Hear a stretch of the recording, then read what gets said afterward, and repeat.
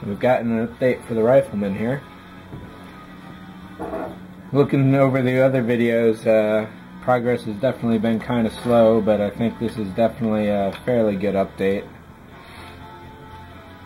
Start with, I had mentioned this gold sheet a while ago. Turned those into some light boxes and glued them in. Haven't completely tested them out. I've got the LEDs glued to the original headlight lenses, and these are still a little tender, so I want to let them sit till tomorrow before they go in place, but I will show them lit up in a little bit with everything powered up. On the back here, the motor went through a couple difficulties. Here's the original one. I think I had mentioned I was applying a 12-volt power source through it, which did not make it run twice as fast like I thought it would. But over not too very long time, it did burn it out, so this is useless. So I picked up this other one, which is about not quite twice the length, perhaps 1.5. But it does fit pretty well, and this is what's left of that gearbox I had shown you before. It's definitely been whittled down a lot, and it's fallen apart a few times, and putting those the gears themselves back together has definitely been a distinct difficulty.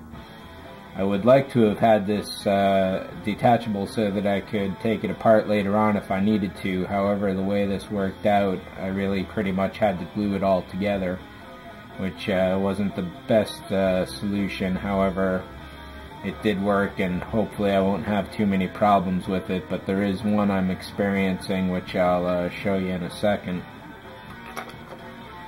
I also glued these two springs in here. These will act as the master buses, which all the internal wires will basically get slipped into there, and they'll pretty much be snapped in, so that way I can pull it all apart if I need to later on with relative ease. One major development was getting the legs all wired up. So I had mentioned that I want to run the positive through one foot and the negative through the other. Here's the way this works, and here's how I did it. First I thought this was going to be difficult because as you can see, there's this pin here which slides into that one and essentially locks them together. So in taking them apart, I think I got to pull the foot off first here.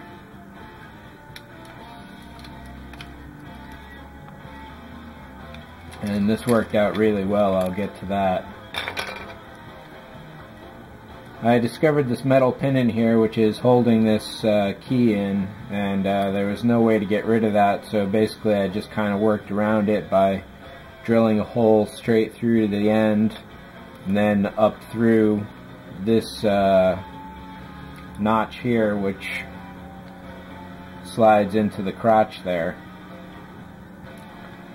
I had thought I'd be bringing it through the inner bit, but obviously that's where the groove is, and that wouldn't have worked out. So when I had seen that it had to come through this hole here, of course on the other leg it has the pin, which I was going to get rid of. However, I discovered this workaround where I could bring it through the upper registration, then slide that through to there. On the foot itself, there's a lot here at the, I don't know what the part of the foot is that's the opposite of the ankle, or the heel rather, but this entire area here worked out really well, and here's how this looks in function.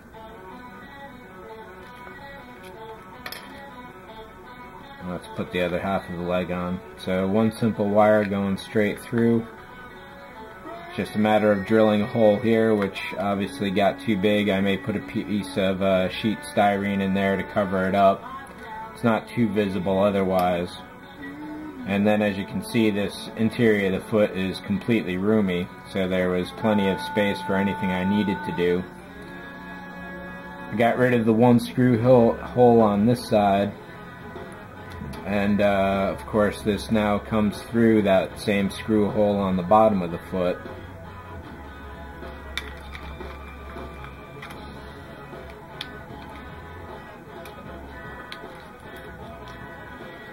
something like that.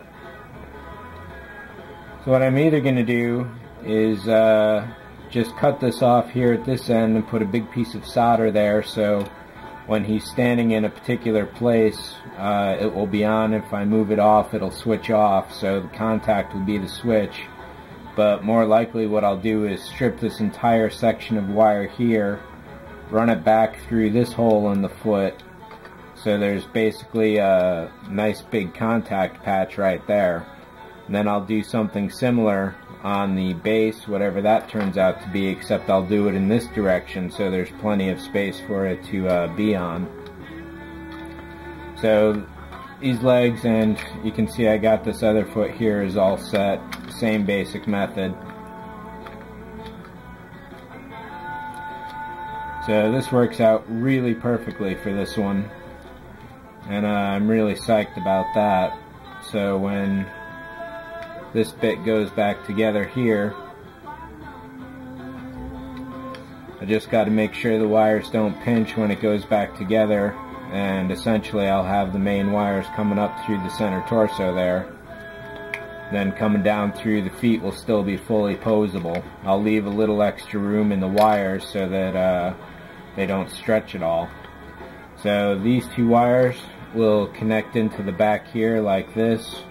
Everything else will distribute from there. The one problem I'm having with the motor, and I'll show you by hooking that in here.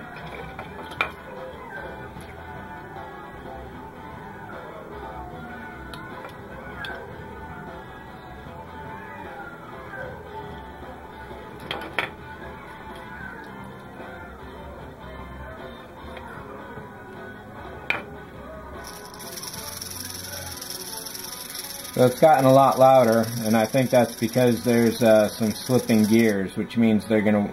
There, it slipped right there, unfortunately. A little knock will put it back into place, but that is a problem because if I seal up the body, there's not going to be any way to repair that. So I'm hoping that I can basically... yeah, it needs a little knock to get it back on track. Because the gears don't fit perfectly, that means they're probably going to strip over time, which means I'll need to replace this anyway. This is still a little faster than I would have liked, but I'm going with it because this is what I've got. And I'm definitely disappointed about the extra volume out of that, but again, you know, if I'm videotaping it for any purposes, I can obviously eliminate the noise and replace it with appropriate soundtrack. I can't quite tell where it's slipping. I've got several axles in here. There's a central axle coming down here for those gears. There's another axle right here, and then of course there's the third axle which goes onto the motor itself. So getting those all to line up and then gluing it together without actually gluing the gears was definitely a trick. But this little guy, this little guy fits in perfectly right here, and unfortunately I'm going to have to glue that into place. So I'll show you how the wires will hook up here as well while we're at it.